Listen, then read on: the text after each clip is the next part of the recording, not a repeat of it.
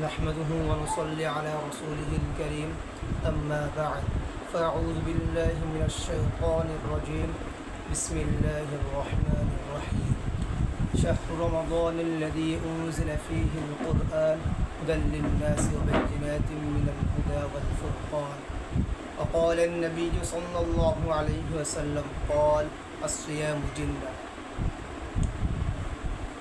আলহামদুলিল্লাহ মহান রব্বুল আলামিনের দরবারে লাখ কোটি শুকরিয়া যে মহান রব্বুল আলামিন আপনাকে আমাকে দয়া করে মায় করে আসরের 4 রাকাত ফরজ নামাজ আদায় করার পরে এমন একটা ইফতারের মাহফিল আয়োজন করার তৌফিক দান করেছে এবং অংশগ্রহণ করার তৌফিক দান করেছে।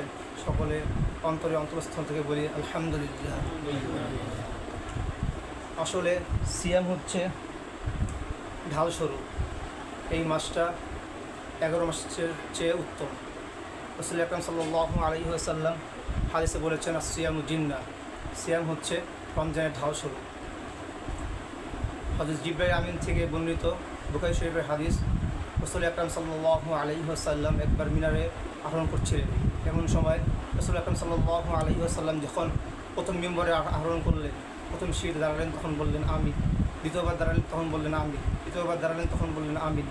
সাহাবা একরাম জিজ্ঞাসা করলেন, ইয়া রাসূলুল্লাহ, আপনার আমিন বলার কারণ কি? রাসূল আকরাম সাল্লাল্লাহু আলাইহি ওয়াসাল্লাম বললেন, এইমাত্র জিবরাইল আলাইহিস সালাম আমার কাছে ওহী নিয়ে আসছে 3টা দুঃসংবাদ নিয়ে। তার প্রথমতম হলো যে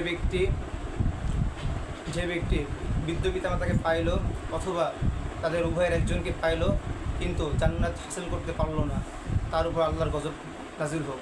আমি বললাম আমিন।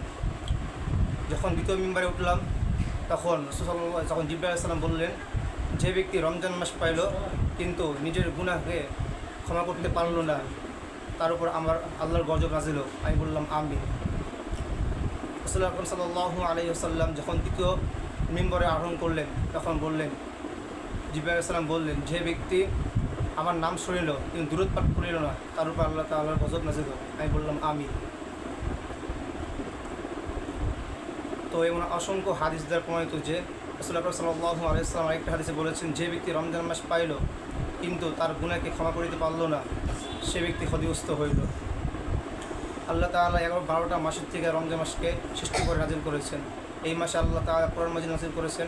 এই মাসে আল্লাহ তাআলা রাসূল আকরাম সাল্লাল্লাহু আলাইহি ওয়াসাল্লামকে ওহী দিয়েছেন। এই মাসে আল্লাহ তাআলা অনেক ফজিলত এবং গুরুত্ব রেখেছেন।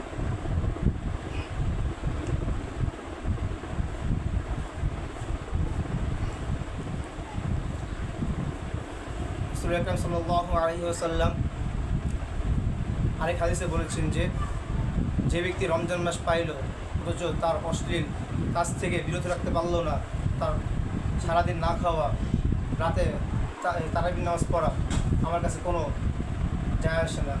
অর্থাৎ সে সারা রাত জাগ্রত থাকলো, তাহাজ্জুদ করলো, তারাবি পড়লো, কিন্তু সেটা কোনো ফজিলত হবে না আল্লাহ তাআলার কাছে। সে সারাদিন না খেয়ে থাকলো, কোনো ফজিলত হবে না। যে ব্যক্তি মিথ্যা কথা বলে রমজান মাসে, তার না খেয়ে থাকা আর রোজা রাখা কোনো পার্থক্য নেই, সারা রাত না খেয়ে থাকার মতোই কাটাবে। রাসূল সাল্লাল্লাহু আলাইহি ওয়াসাল্লাম বলেছেন, তোমরা যদি রোজা রাখো আর কেউ যদি তোমাদেরকে গালি দেয়, অশ্লীল কথা বলে, তোমরা বলো আনা সাইম। আবার যদি তোমাদেরকে অশ্লীল কথা বলে বা খারাপ ফাহিশের কথা বলে, তাহলে বলো আনা সাইম, হ্যাঁ আমি রোজাদার, এটা বলো।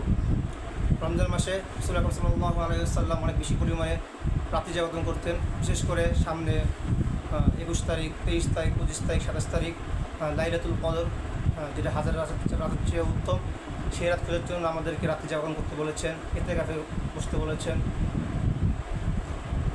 এবার আমি সংক্ষিপ্ত বয়ান শেষ করছি।